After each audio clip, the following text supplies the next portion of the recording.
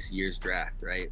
When you have as many young guys that are expected to start, how do you as a leader, outline expectations? What are those conversations like with some of the rookies?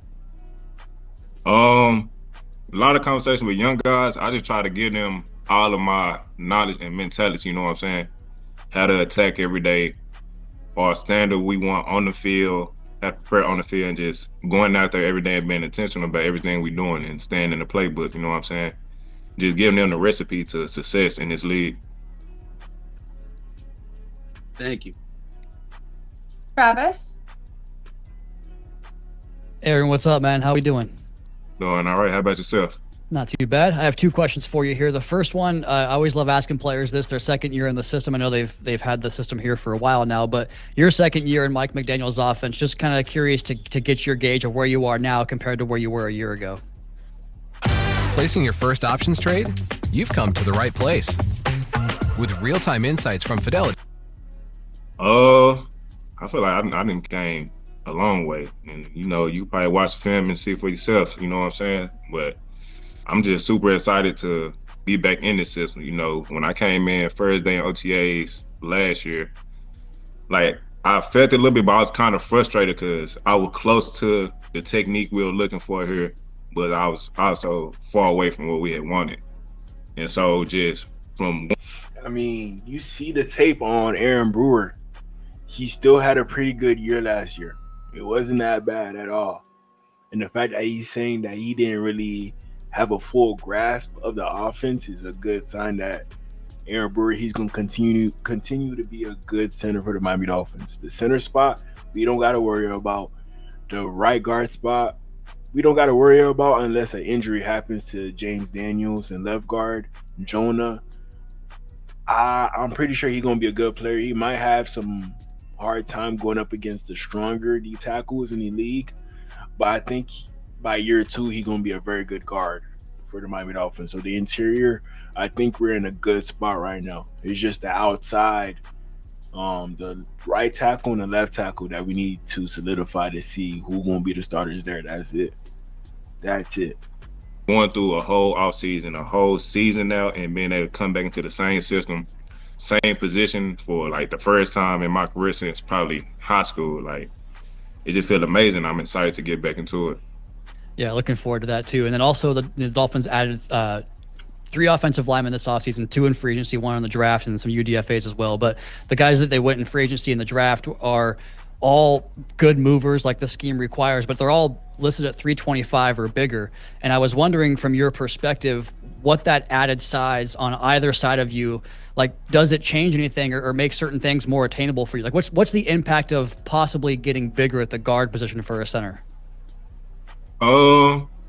It's more step, but you know what I'm saying? Like, they got some more weight, but this Miami offense, we moving. You know what I'm saying? So you in this heat out here in South Florida, like, you still got better to move, and I love that they got some weight on them, but we not just a stationary big guys, old school offensive line. We moving, everything fast. It's a different type of offense. So it's a good thing for them to have some weight on them, but as long as they can move it that way, hey, I'm excited for them. Cool. Thanks, Brew. Yep. Yeah, Aaron Brewer, he don't gotta be 300 like them boys, man. He don't. Like, the stereotype of old linemen needing to be over 300, we need to stop that right there. Like, I'll take an old lineman who's 280, but pure muscle, straight strength, like over 40 on 225. I'll take that right there. And he'll probably be a good player. He'll probably have good technique, good leverage, And that's Aaron Brewer. He's one of those guys, man. I think Aaron Brewer could squat like 700, 800, not 800, probably 700 pounds. Right under that, 690. That's Aaron Brewer right there. Omar?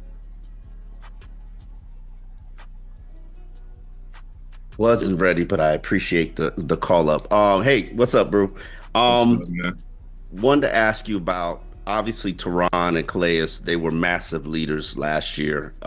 Just probably, I've been here. I don't even know how long I've been here, but I haven't seen alpha males like that in a while. What do you do as a center has to be a leader. So how do you fill that void? How do you step up from a leadership standpoint and fill those voids that are gone? Just with anything you doing in life, you learn and you enhance. You know what I'm saying? So that's all I've been doing throughout my whole career now. I done had. This is the best tool for video creators. Let's see what real users have to say. Great vets like with Calais and Terron Armstead, like those are great access to my life, you know what I'm saying? And even the dudes I had before him, from Ben Jones, Taylor One, Roger Saffold. And so just throughout my whole career, like I done had some great vets in front of me, DeAndre Hopkins, like just dudes like that, Julio Jones, just picking their minds and gaining their mentality and how they go about their everyday life, you know what I'm saying? Every day coming into the job, how they handle meetings, how they have to handle preparing for games, preparing for practice, how they handle just dealing with teammate problems, picking their. And listen to the list. Listen to the list, man. Saffold. And so just throughout my whole Terron Armstead, like those are been doing throughout my whole career now. I done had great vets like with Calais and Terron Armstead, like those are great access to my life, you know what I'm saying? And even the dudes I had before from Calais, Terron Armstead. He did not mention Tyreek Hill. He did not mention Tyreek Hill. Somebody of Tyreek Hill's stature should be the first person that you mention. But, we know Tyreek Hill, he's not the best example off the field. So that's probably why he did not mention Tyreek Hill. It's sad to say it. And y'all gonna say, oh, he only gonna mention old lineman. Watch. Look what he says after this. Look. Ben Jones, Taylor One, Roger Saffold. And so just throughout my whole career, like I done had some great vets in front of me, DeAndre Hopkins, like there you go, DeAndre Hopkins, a receiver. Red Tyreek. I'm probably taking it too serious, but I'm just saying though. Just dudes like that, Julio Jones, just picking their minds and gaining their mentality and how they go about their everyday life, you know what I'm saying? Every day coming into the job, how they handle meetings, how they have to handle preparing for games, preparing for practice, how they handle just dealing with teammate problems, you know what I'm saying? And so my goal is just to pick up exactly where they left off and make it 10 times better, you know what I'm saying? And be me, not them, you know what I'm saying? Everybody has their own way of leading. And so just take the things they did for us and my ways and give it to the other players.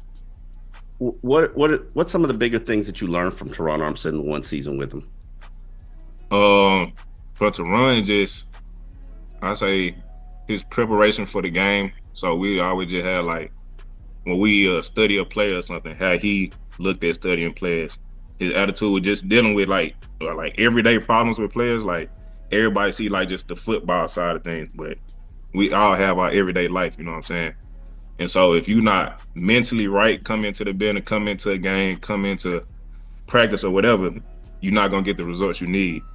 And so I say that's the biggest thing I took from Terron, just learning how to deal with everyday problems within myself and everyone that's around.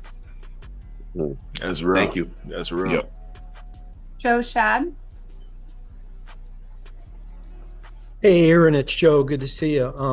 I know it's very, very early, but do you have any sense yet for Zach Wilson in terms of even if it's just his personality or his approach? I don't know if you guys have spoken at all. Yeah, Zach, he a cool guy. We done hung out about every weekend so far since we been here since OTA started. Ooh, okay. Okay, Zach still in time from tour with Aaron Brewer. I like that right there. Zach not finna run. Zach, he trying to start. He's spending time with the center, man. I don't take that lightly, man. So shout out to Zach, man. Doing what you gotta do. We've been hanging out, all of us guys getting together, but he a cool guy, you know what I'm saying? I don't know how deep I can go into it, but he good people. Now, I'm guessing that when Jonah is drafted, you either look up some highlights or see it on social media. What did you notice about the Jonah highlights or any Arizona film that you may have seen? The Guesty Unified Inbox makes it easy to manage guest messages, no matter how fast they pile up.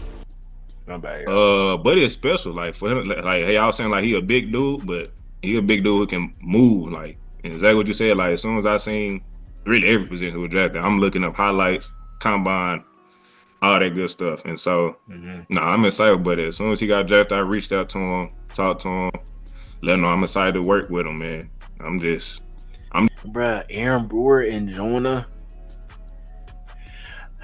Come on, man. That got the potential to be a top 5 guard center duo in the NFL. Top 5 guard center duo right there, man. I'm just trying to give him like half. When as soon as he get here, I'm just trying to get him that mentality and get him to the standard ASAP. You know what I'm saying? Because the future can be so bright for him. What's the one most helpful thing a veteran told you when you were a rookie? I would say be proactive with my recovery. You know what I'm saying? Cause like you young and full of energy. You on go. You trying to impress coaches, impress your teammates, impress the vets. And the biggest part like longevity in this league is recovery. You know what I'm saying? And so it's all like don't wait later on down the line to start taking care of your body. Like this is your moneymaker. And so just staying active and being proactive with everything. Every single day, have your routine, have a good routine, and whatever works for you and stick to it. Thanks, Aaron. Yeah, that's real. Yep. Mike Cunha. Hey Aaron, what's up, man? A few days, or I guess a week from now, we're going to get the schedule release coming out, and I know the teams get creative. How much do you as players appreciate how creative some of the social media teams get with making something that's really cool for you guys and fans? I love it, man. You know, they get to showcase their talent. This is what they do. That's what they love, and that's their passion. So it's always cool when they can cook up something special just to show the guys, entertain everybody, and just get us going. I know a lot of people are anticipating when the Spain game is going to be. How excited are you to go over? I don't know if you've ever been to Madrid or to Spain, but to go over there and play an international game in a new place. Nah, man, I'm very excited, man. You know, I'm from Texas. I ain't really been nowhere before I got to college. And on top of that, Patrick Paul, like I said earlier on the stream, with his size, the long arms, you know, we know that he's going to be a good player in the run game. He's just a pass pro. I don't know if he's going to be the greatest. But running game, I know Patrick Paul, he's going to be good. We're going to be able to run the ball on that left side towards the middle. The right side, I don't know about Austin Jackson. I don't know what type of Austin Jackson we will get next year. That's the only question mark in my book. Only question mark. If we get the good Austin Jackson, we could have like a top 12, top 15 O-line in the NFL. If all of our guys are good, our starting 5, our projected starting 5 could stay healthy, top 12, top 15 O-line. It's like traveling for football was the most traveling I did in my life. And so whenever we can go anywhere, I'm excited to go there and just explore different cities, different cultures. So, yeah. Oh, you talking about Spain?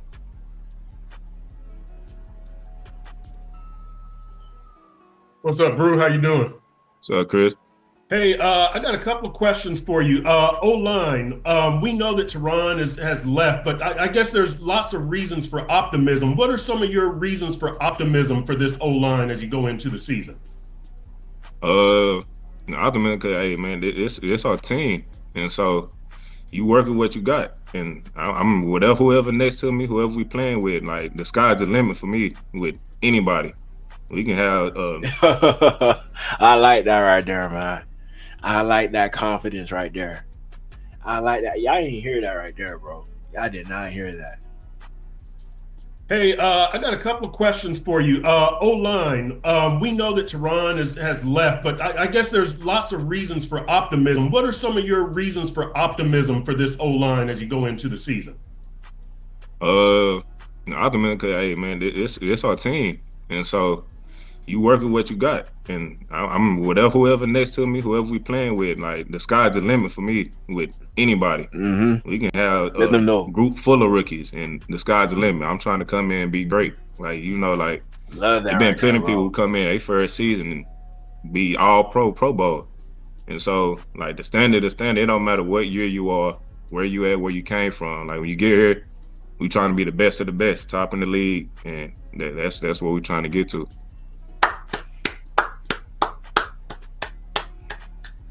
But Aaron Brewer, he gonna be a Pro Bowler this year, man. I have a good feeling, bro. Even if our team is bad, he gonna be a Pro Bowler. I can feel it. And you could have two new guards next to you, Savanea and James Daniels. How, aside from communication, what does it take for you three to be in sync and to work together? I feel communication is the biggest thing first. You know what I'm saying? First, I like just learning each other on and off the field, like how we operate, how we go about situations. But I feel like communication is the first big thing, understanding how we operate on the field. Okay. Thanks, Brew. Yep. We've got two last questions. First, we'll go to David and then close out with Hal. Hey, Aaron, what's up, man? What's going on, Dave? Good. On the topic of James Daniels, what do you like about his game? And I guess he's doing different things this offseason as he rehabs, but what have your interactions with him been like? I love James. Like, I like his mentality towards football. You know, he a football junkie. Like, he loved this. You know what I'm saying? So, like, film-wise, like, good to hear. He on it. He got 1,000 questions. He's trying to just gain understanding of everything. Like, y'all can fight. You can talk football with dude all day. And so I love that. You know what I'm saying? Like, he dialed in. He wanted everything to be right. And so, like, someone like that who, like, just fully bought into football and love football, like, you can always work with guys like that. And I was like, he rehabbing right now, but I watched his film when he was in, what's his name, Pittsburgh, and, like, buddy, a dog, he can move. Like, he got that motor in him. He got that finish. So, yeah, I like James. And this team's it seems like Aaron Brewer, he that type of guy that could fit with anybody. Like, he could go and have a conversation with Liam Eichenberg. At the same time, he can go and chop it up with James Daniels. He could go chop it up with Tyreek Hill too. It don't matter. He's one of those guys. Short yardage woes from last year. How do you fix that this year? Just moments from a vibrant downtown and gorgeous beaches. Salerno Reserve Townhomes is a I might go back and look at those and ticket prices. Do you appreciate for, the Spain. offseason moves in terms of the linemen you guys have added, Yeah, the let me know running in backs chat. you guys have I might added go look at it. in order to help from that standpoint? Short yards, I feel like that's mentality, you know what I'm saying? And that's all guys got to get. Like, it's winning your one-on-one battle. Like, whoever lined up in front of you, you get in your head, like, they can't miss me. I'm going to win this battle no matter what. You know what I'm saying? And so it's just a mentality thing. And I do like the additions we added to the team this year. I'm excited for them and see what we can do together. Hal? He gonna have to take on that responsibility of Terron Armstead now. He the new Terron Armstead. He the new guy. So hopefully he can hold it down, man. Hopefully. Hey, Aaron. Good to see you. Good seeing you too, man. Earlier, Zach Sealer was speaking a little bit about the culture on the team. And part of his comments were directed toward what he had seen from a defensive standpoint. And I'm curious, from an offensive side, what are you seeing in terms of the culture on the team? How has it changed from last year in terms of discipline, being on time, and all of those things that you want everybody on the same page? It's looking good, but, you know, it's still early right now. We're only been, 3 weeks so far, but I'm loving how everybody attacking the day, you know what I'm saying? Everybody, we working, we got our little couple hours we're here in the building, but even after that window closes, people are still around working, you know what I'm saying? That's what you love to see, people putting in that extra time, that extra work. And so I feel like the identity from the defense and offense, both sides of the ball, we here after hours putting in overtime. And so that's something you love to see, and I'm excited for what we can do with that, you know what I'm saying? Is that overtime more than last year, would you say? I couldn't measure it, to be honest. Like everybody was doing it last year, but everybody doing it a little more. You seeing a lot more faces, I say. Good to know though. But the thing about overtime, that might lead to injuries. That's the only thing about it. You overworking yourself to the point where you might end up getting injured for doing too much one day. So the more gotta be careful about that. You know, we appreciate y'all boys working a lot, but don't push it to the edge as to where we not even gonna see you for the season. You know, take a chill pill. Make sure you getting the right workouts in. That's the main thing, the right workout. And you will be good. You will be good. So that you guys get paid overtime. I wish. Thank you. All right. We'll close it out here with Alan. Hey, Aaron. How challenging is it to create the chemistry and the cohesiveness when you have 3 new starters on the offensive line? And how much can you get accomplished toward that goal during the offseason program? It could be difficult, but I say it's all about from the people who are here or the new additions we got. You know what I'm saying? It all comes down to how bad you want it and how bad you want to make it happen.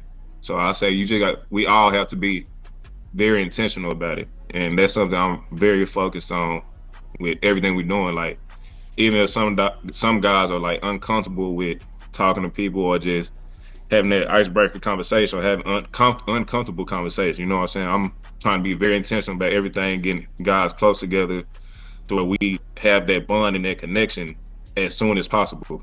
That's what we need to be successful. That brotherhood, that community, like we have to be there together. Aaron Brewer, bro. Come on, man. Come on, man.